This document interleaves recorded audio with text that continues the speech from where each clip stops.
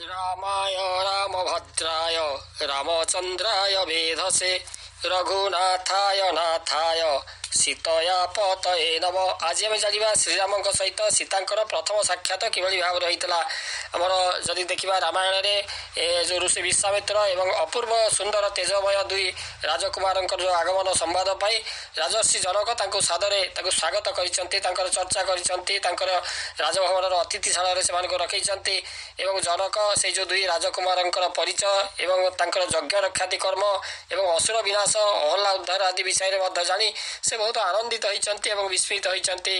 रामचंद्र आसी से ऋषि विश्वामित्र सहित विश्वामित्र से जिते जाती जन माने दशरथ पाखक तांकरी जो ऋषि मान को उत्पात करुँच ऋषि मान यज्ञ को नष्ट कर जो असुर ताड़का आदि असुर मान को विनाश करने केवल समर्थ ये जो बालक रामचंद्र तेणु से माने आनी साथी आनी राम लक्ष्मण को अयोध्यार आनी से असुर मान को विनाश कर ताड़का असुर को माने बध कर अहल्ला को उद्धार कर पाषाण हो पड़ रही जो अहल्ला स्वामी गौतम ऋषि अभिशाप एवं तापर यज्ञ ऋषि मान यज्ञ रक्षा कर सब विषय जिते माने जनक शुणिले से आनंदित हो गले। देवी सीता से कुमारी अवस्था युवती थे रूप लवण्य दिनक दिन वृद्धि पाऊला।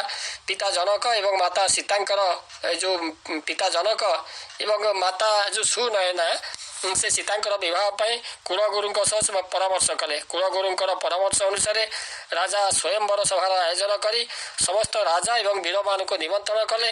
राज्य में डेंगुरा दे एक जन दिगला एवं प्रजावर्ग खुशी हेले।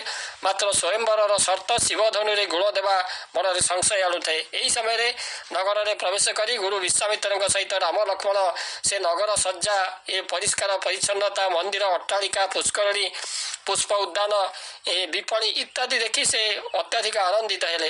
सते जेपरि विश्वामित्र रूपी ब्रह्मा से नवीन दुर्बादल श्यामल नवजौवन संपन्न शांत कांत रूपी शिव माने श्रीराम जे कि विष्णु एवं तेज एवं जस संपन्न धनुर्धारी गौरवर्ण रूपी लक्ष्मण जे कि शिव माने भगवान राम होती विष्णु जे कि से किभली भाव में ना विश्वामित्र को जब देखा विश्वामित्र सहित राम लक्ष्मण जाऊँच तेणु विश्वामित्र ब्रह्मा रूप में कल्पना कर विश्वामित्र रूपी ब्रह्मा एवं नवीन दुर्बादल श्यामल नवजौवन संपन्न शांत कांत रूपी श्रीराम विष्णु एवं तांकर तेज एवं जस संपन्न धनुर्धारी गौरवर्ण रूपी लक्ष्मण जे कि शिव ये जो विदेह नगर में स्वदेह धारण करी से समस्त को दर्शन दे धन्य कर ऋषि विश्वामित्र एवं अपूर्व सुंदर तेजमय दुई राजकुमार आगमन संवाद पाई राजर्षि जनक सादर स्वागत कले एवं उपयुक्त चर्चा करने सहित राजभवन अतिथिशाला से रखैले।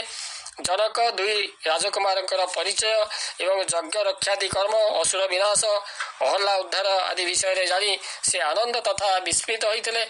परदिन प्रभात ये जो परदिन प्रभात प्रभात वंदना एवं गुरु चरण में प्रणाम कर गुरु आदेश देव पूजा राज उद्यान फूल तोड़ापी राम लक्ष्मण पुष्प वाटिका को गले।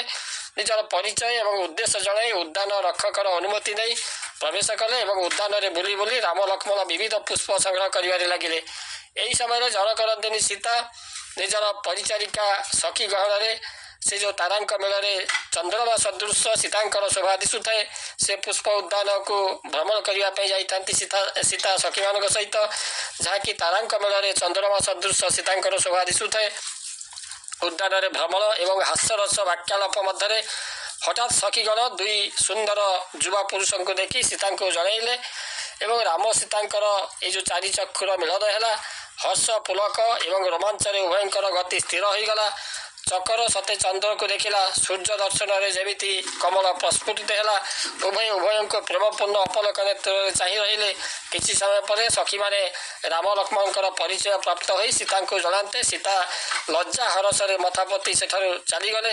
रामचंद्र प्रति प्रेम भाव एवं स्वयंवर पति रूप में पाइबार लालसा हृदय में दृढ़ भाव में जागृत कराइला। इष्टदेवी माँ भवानी निकटर से आशीष प्रार्थना कले।